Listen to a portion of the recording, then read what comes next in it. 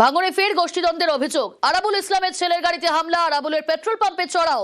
অভিযোগের আঙুল শওকত মোল্লার গোষ্ঠীর দিকে, তারা মানতে নারাজ।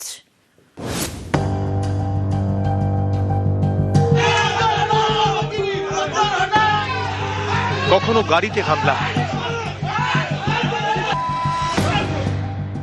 কখনো পেট্রোল পাম্পে চড়াও। ফের গরম ভাঙড়। দক্ষিণ 24 পরগনার ভাঙড়। এখানে তৃণমূলের পর্যবেক্ষক শওকত মোল্লা আর দক্ষিণ 24 পরগনায় তৃণমূলের জেলা সভাপতি শুভাশিস চক্রবর্তী শনিবার রাতে জেলা সভাপতির কাছে যান ভাঙড় 2 পঞ্চায়েত সমিতির কর্মাধ্যক্ষ অদূত মোল্লা। সঙ্গে ছিলেন তাঁর অনুগামীরা। ভাঙড়ের অবজারভার শওকতের কাছে না গিয়ে তিনি কেন জেলা সভাপতির কাছে যাবেন? অভিযোগ, এ নিয়ে চটে যান শওকত। তিনি ফোন করে অদূতকে নাকি শাসানি দেন। তাঁর বাড়ির সামনে গিয়ে হম্বিতম্বি করেন শওকত অনুগামীরা। এরপর রাত পেরিয়ে সকাল। রবিবার সকালে কাঁঠালিয়ায় অদূতের বাড়ি যান আরাবুল ইসলামের ছেলে হাকিমুল এবং তৃণমূল নেতা প্রদীপ মণ্ডল। অভিযোগ, তখন হাকিমুলের গাড়িতে হামলা চালানো হয়।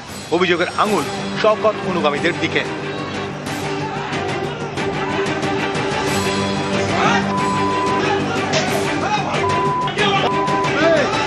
হাকিমুলরা ফেরেন আরাবুলের পেট্রোল পাম্পে। সেখানে আরেক প্রস্থ মারধর। আহত হন আরাবুল ঘনিষ্ঠ তৃণমূল নেতা প্রদীপ মণ্ডল।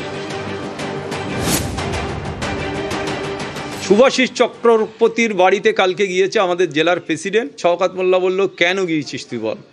আমার ওপরে কেউ যেতে পারবে না, আমি যেটা করব সেটা, আমি এখানকার শাহিনশা, আমি এখানকার বাদশাহ, আমি যা করব তাই। শুভাশিস চক্রবর্তী কেউ নয়। শওকত মোল্লা ফোন করে কিছু ছেলেপিলের পাঠিয়ে অদূতের বাড়িতে হামলা করা। ইতিমধ্যে হাকিমুল যথারীতি সকালে যায়, হাকিমুলের উপরে অ্যাটাক করে। উপর নেতৃত্বকে আমরা ইতিমধ্যে সবাইকে জানিয়েছি। ভাঙড় তৃণমূল কংগ্রেস ঐক্যবদ্ধ। ভাঙড় তৃণমূল কংগ্রেস আগামী দিনে জিতবে। কোনো গোষ্ঠীদ্বন্দ্ব নেই, দলের কর্মীরা সব ঠিক আছে, কোনো গোষ্ঠীদ্বন্দ্ব বলে কিছু নেই। আপনার অনুগামীদের বিরুদ্ধে হামলার অভিযোগ, সেটা নিয়ে কি বলবেন? দাদা মিথ্যা কথা বলে অনেক।